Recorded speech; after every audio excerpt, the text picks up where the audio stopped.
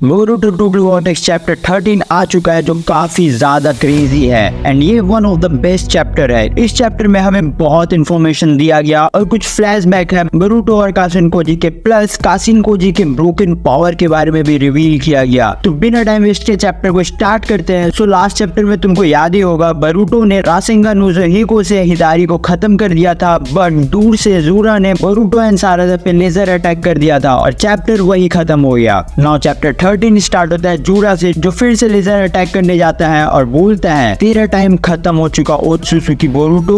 But वहीं पे bug आ जाता है जूरा के पास और आके बोलता है जो रिचुअल्स थे वो वापस आ चुके हैं और कुछ रिसर्च के बारे में बोलने लगता है और बताता है कि बोरुटो को कोई ना कोई हेल्प कर रहा है। वहीं जूरा बोलता है यानी बोरुटो को थ्रोन सोल के बारे में उसी बंदे ने बताया है जो उसे हेल्प कर रहा है। फिर बग बोलता है वेट, तुम्हारे पास थ्रोन सोल है, मतलब वो बास्टर्ड मर चुका है। और जूरा रिट्रीट करने का डिसाइड करता है और बोरुटो को बोलता है बहुत ही लकी है तू। और हम देखते हैं बोरुटो का आंख धीरे धीरे खुलता है, बट सडनली हम फ्लैशबैक में आ जाते हैं जहां हम देखते हैं कि बोरुटो के पीछे बहुत से लोग पड़े हुए हैं और बोरुटो एक रॉक के पीछे छुपा है। वहीं अचानक से एक टोड आ जाता है और बोरुटो को बताता है कि वहां पे 20 बंदे हैं और तुम घिर चुके हो, बट वो लोग इनोसेंट है तो तुमको किसी को मारने की जरूरत नहीं है। आगे वो टोड ऑर्डर करता है कि तुम मेरे बैग पे हाथ रखो और तुम बच जाओगे। बोरुटो जैसे ही उसके बैग पे हाथ रखता है तो वो ट्रांसपोर्ट हो जाता है एक दूसरी जगह पे, जो जगह ओरोचिमारू का पुराना हाइड आउट रहता है लैंड ऑफ विंड में। एंड उसके सामने होता है Kasun Cozi. Kasun Cozi Boruto को बताता है कि उसने एंट्रेंस को अपने गेंजुत्सु से इनविजिबल कर दिया है जिससे उसको कोई भी ढूंढ नहीं पाएगा। और उस फ्रॉग के बारे में बताता है कि वो फ्रॉग एक साइंटिफिक निंजा टूल है जिसके थ्रू कासिन कोजी किसी से भी बात कर सकता है डायरेक्टली।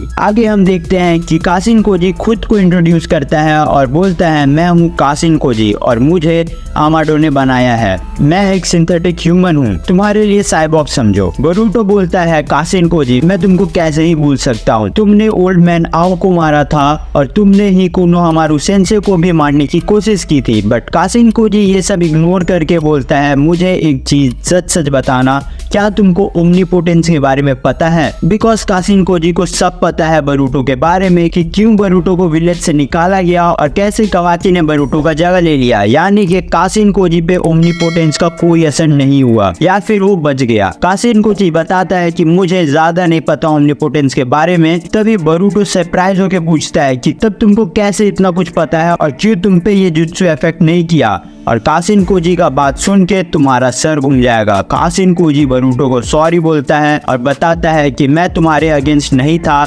मुझे आमाडो ने एक मिशन दिया था जो मुझे कंप्लीट करना था। बोरुटो उसकी बातों को समझता है और बोलता है कि मैं भी शिनोबी हूँ, मुझे भी पता है कि मिशन का वेट कितना होता है, बर्डन कितना होता है। आगे कासिन कोजी बोरुटो को एक्सप्लेन करता है कि मुझे आमाडो ने बनाया था इशिकी को मारने के लिए और इशिकी के डिवाइन ट्री के प्लान को रोकने के लिए। और जब कासिन कोजी इशिकी के सामने गया तब उसको पता चला कि इशिकी का पावर उसके इमेजिनेशन से भी बहुत ज्यादा है। और उसके जीवन से बाहर निकलने के बाद कासिन कोजी का रोल फिनिश्ड हो जाता है और वो वहां पे मरने का वेट करता है। तभी आता है मेन ट्विस्ट, कासिन कोजी के सामने सडनली बहुत से मूवमेंट आने लगते हैं फ्यूचर के। मतलब उसी टाइम कासिन कोजी ने फ्यूचर देख लिया, इशिकी का मरना, एडा ने ओमनीपोटेंस यूज किया, कोड ने विलेज पे अटैक किया, ये सब कासिन कोजी ने पहले ही देख लिया था। और यही नहीं, उसने और भी बहुत कुछ देखा था। वहीं पे उसने जो 4 सीन जो हमारे सामने आए हैं उसे भी देख लिया था, पर उसने 4 नहीं उसने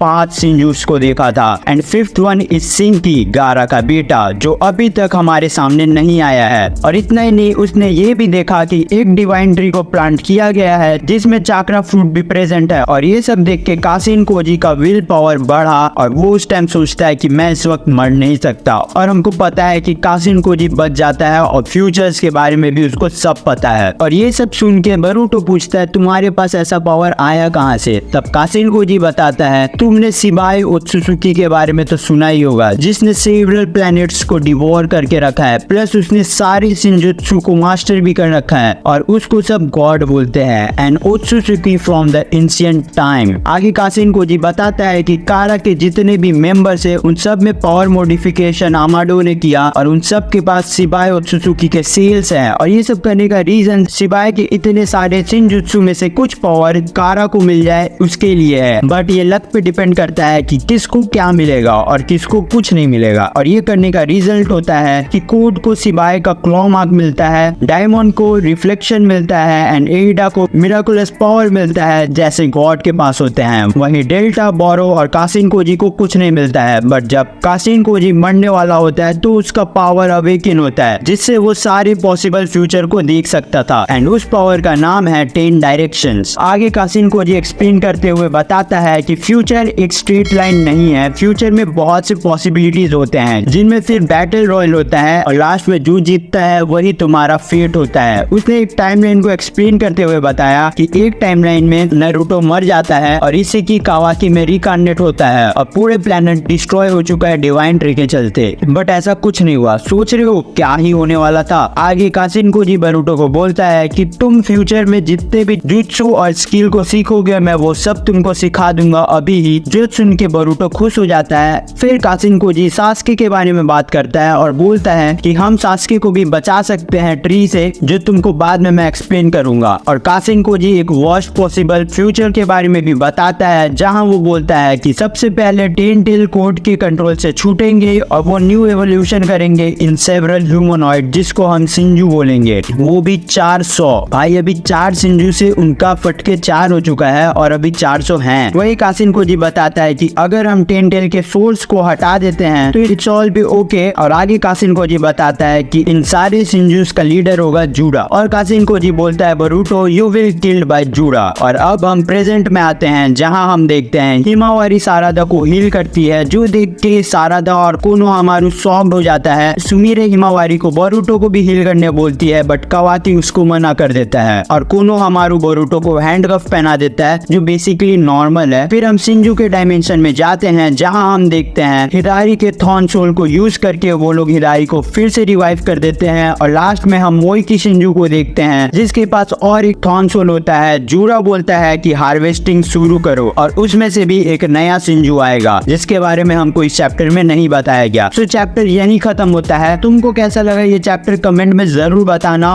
और वीडियो अच्छा लगा हो तो लाइक कर देना, सब्सक्राइब भी कर देना क्योंकि काफी मोटिवेशन मिलता है। Thank you for watching, have fun, sayonara.